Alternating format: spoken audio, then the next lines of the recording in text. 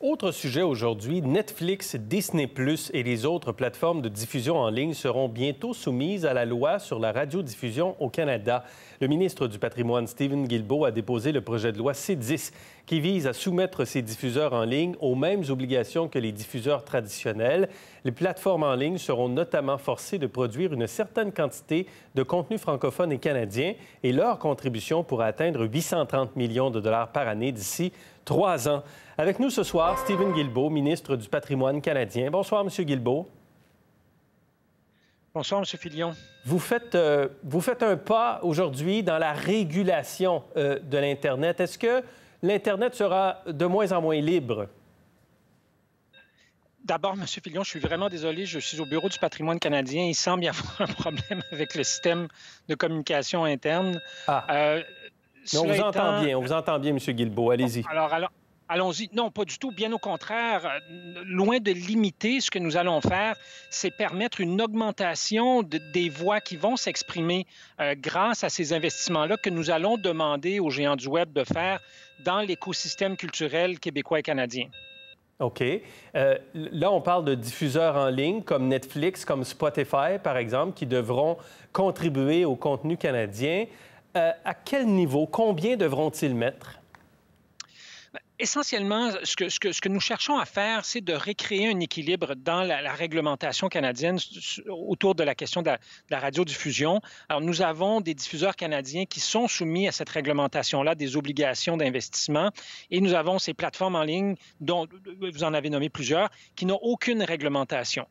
En donnant des pouvoirs supplémentaires au CRTC, ce que nous voulons faire, c'est recréer un équilibre et que les exigences envers ces plateformes-là soient semblables en termes de niveau d'effort. Ce ne sera pas nécessairement les mêmes règlements parce qu'il y a des entreprises canadiennes, il y a des entreprises internationales, mais en termes de niveau d'effort.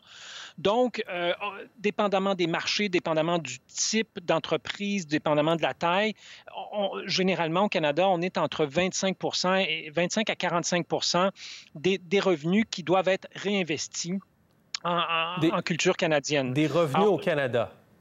C'est ça, exactement. Donc, si Netflix faisait 100 millions, il fait plus que ça, là, ce serait au moins 25 millions à ce moment-là qui devraient être mis en contenu canadien.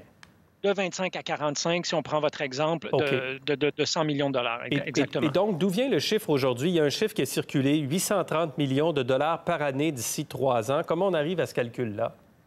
Bien, en prenant cette formule-là, donc du 25 à 45 et lorsqu'on regarde l'ensemble des plateformes qui seraient assujetties à cette nouvelle réglementation-là, leurs dépenses au Canada, ça nous donne à peu près ça. Le CRTC va faire son travail, va tenir des consultations, donc ça pourrait être un peu plus, ça pourrait être un peu moins. Nos estimations nous amènent à penser que ça va tourner autour de ça. Et c'est de l'argent, donc, qui serait réinvesti dans du contenu, dans de la production canadienne? Par les diffuseurs en ligne? Bien, en fait, ce serait de l'argent qui serait mis à la disposition. Après ça, les mécanismes exacts, nous avons différents fonds au Canada, le Fonds canadien pour les médias, Téléfilm. Oui. Donc, comment ça va s'opérationnaliser, c'est vraiment aux régulateurs de déterminer ça. C'est pas aux législateurs de se mettre les deux mains dans ça.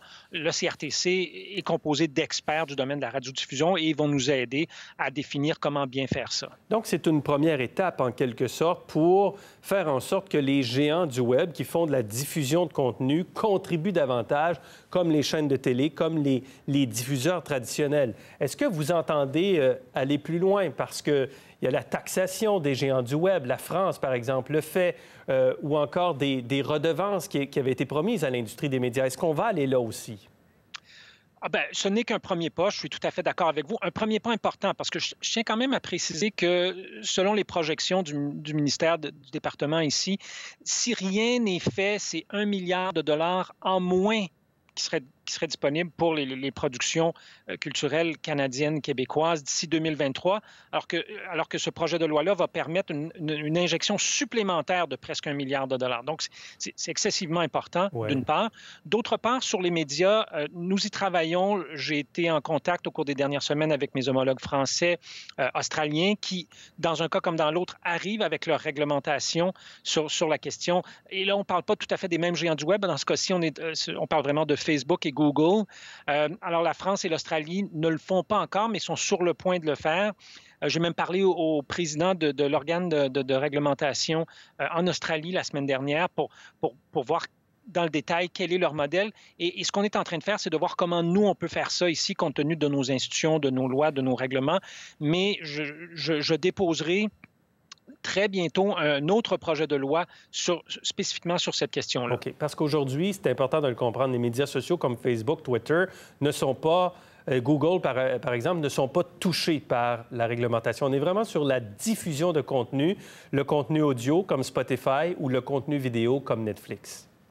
Exact. Les seuls cas où on peut penser à YouTube, par exemple, ou même Facebook ou Google, les seuls cas où la réglementation pourrait s'appliquer, c'est dans les cas où ils agiraient comme des diffuseurs. Donc, Google organise un grand spectacle, par exemple, à grand déploiement. Bien, dans ce cas précis-là, la réglementation s'appliquerait, mais sinon... Et je termine là-dessus. Est-ce que Netflix et compagnie acceptent ça, ce que vous proposez aujourd'hui? Ben, écoutez, je pense que c'est à eux qu'il faut poser la question. Nous les avons rencontrés, nous leur avons présenté, pas le projet de loi, mais l'intention que nous poursuivons en élaborant ce projet de loi-là. Et on verra au cours des prochains jours, j'imagine, quelle sera la réaction de ces entreprises-là. OK, Stephen Guilbeault, merci beaucoup pour cet entretien. Merci, M. Filion. Bonne soirée.